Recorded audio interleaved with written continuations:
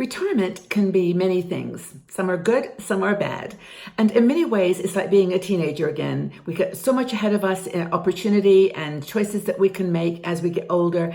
And sometimes it's also very difficult to navigate. The world looks like a big place. We've got so many options that we don't know which way to turn. I want to share with you 10 things I think are absolutely amazing and fantastic about retirement. Things that we shouldn't forget that are going to enrich our lives and help us to move ahead with confidence and strength. My name is Margaret Manning. I'm with 60andMe, and thanks for being here today. I'm so happy to have you with us. Now, retirement for me it's like a spectrum. There's pre-retirement, there's sort of in the middle of retirement, and then there is, full retirement. And wherever you are, there's things that you can look at as great stepping stones for your future, to define your style, define the things that you are passionate about, and to move forward with confidence and strength. Now, what are some of the things that we've got going for us as we approach retirement in our 60s and beyond? Well, one thing, of course, is confidence. We've been around, we've done things, we've experienced the ups and downs of life, and it gives you a different lens. I think it gives you a perspective where you can, you can handle things in a different way, maybe in a more less emotional, a more practical way. You know what the solutions to issues are. You know yourself. You've had 60 some years to get to be familiar with the way that you respond to things. And because of that, you can take decisions and make choices that maybe are a little bit on the edge for you. You've retired or you're in semi-retirement and you want to do some new things, some new passion, start a business, travel, take on some volunteer work or a passion project, something that you really care about in the world. And we've made friends as we've matured over the years, we've made connections, and these are the things that give us confidence to try some of those things.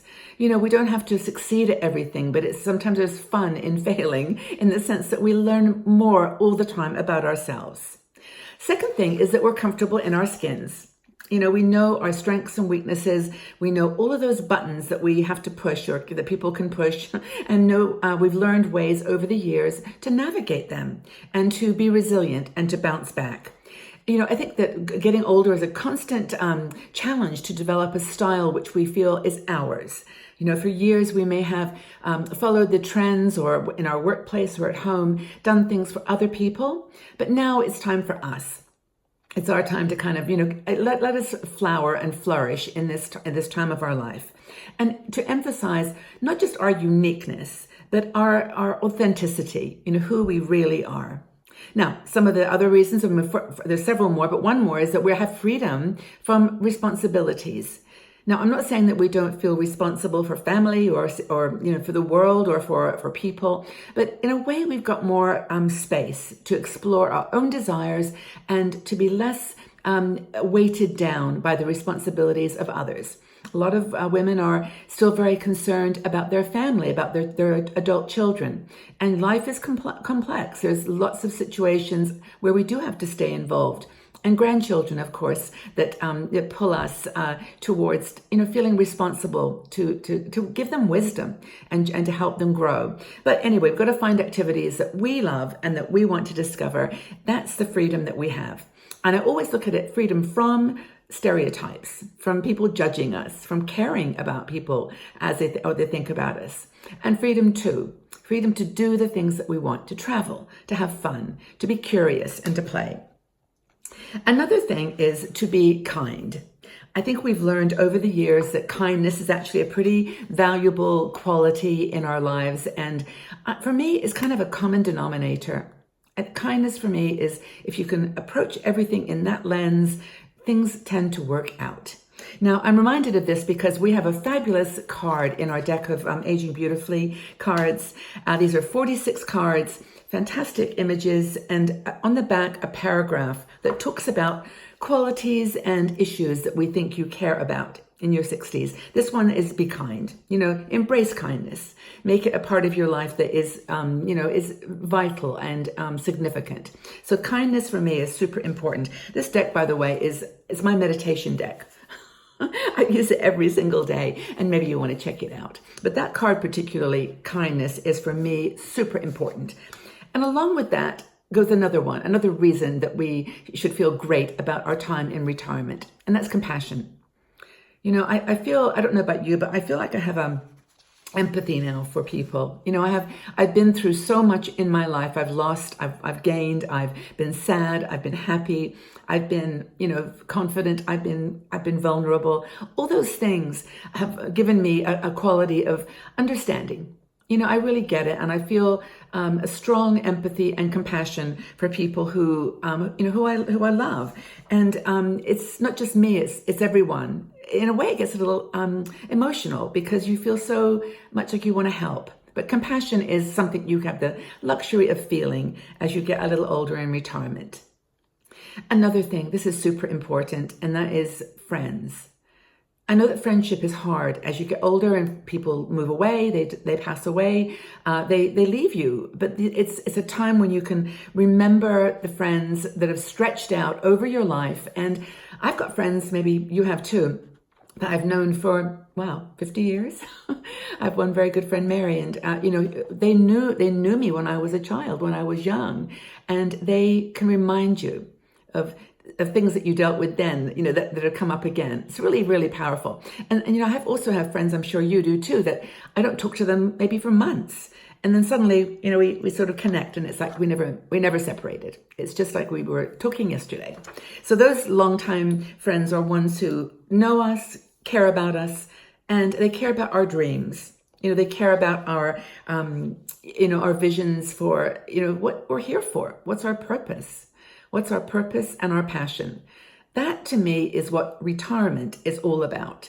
It's when you can separate yourself from the day-to-day routine of work, ambition, trying to get ahead, trying to make money, trying to, achieve, to the place where you can just be a little softer around the edges, and you can prioritize friendships, especially women friends. We need girlfriends in our lives.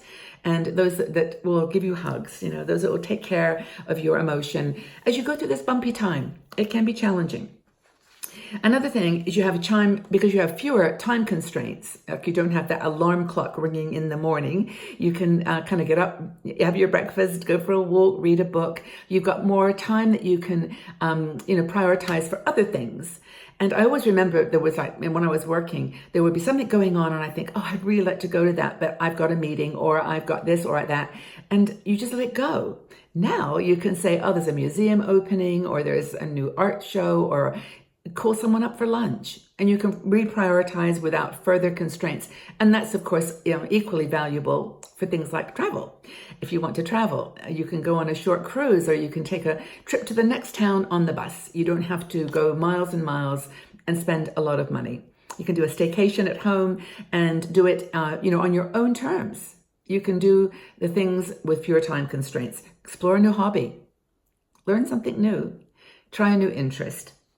And I guess that leads to another positive thing about retirement, and that you can prioritize yourself. I don't mean this to make this sound selfish or all about me, but I think it's really important that we do prioritize ourselves. It's like putting the oxygen mask on first before helping someone else. I know we get caught up in things that we feel we can make a difference or we can be useful or that someone's depending on us. But really, honestly, you've got to give your children wings. You've got to give your grandchildren roots, and then you can just let them fly and grow. The most important thing, I think I've saved it probably till last here, is you can be authentic. You could be more authentic. I just bought a t-shirt. I buy these t-shirts that say things, and it said, don't worry about being original or unique, just be authentic. And I think that's authenticity, where you're prepared to make mistakes, fall over a bit, jump up, just try stuff. It's the freedom to explore our desires, to explore, the edges of what we've always wanted to do, and maybe sometimes step outside the comfort zone a little bit too. And I think that all of this for me boils down to one thing.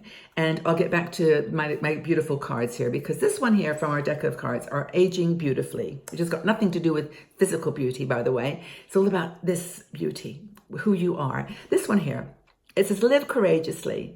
This one to me is just it just says it all, because life is so unexpected. It's so, uncertain. But this card is just, for me, a beautiful explanation of, life is a journey of ebbs and flows, and it takes courage to face, reality. and to change what's not serving you and to move forward. That's the paragraph at the back.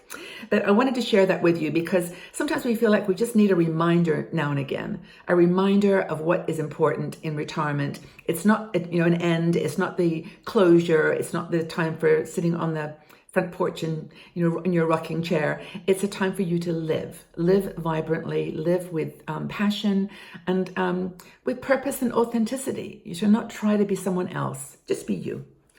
Just be courageous and be you. So take good care, everybody. I look forward to chatting with you again. Lots of articles on this topic on our 60andMe website. We have lots of groups you can join. We have a Patreon group for people that would like to support 60andMe, and also a supporters group now on Facebook. So please join us and join the conversation. And I look forward to talking with you and sharing more of these thoughts with you in the future. Take care, everybody. Bye-bye for now.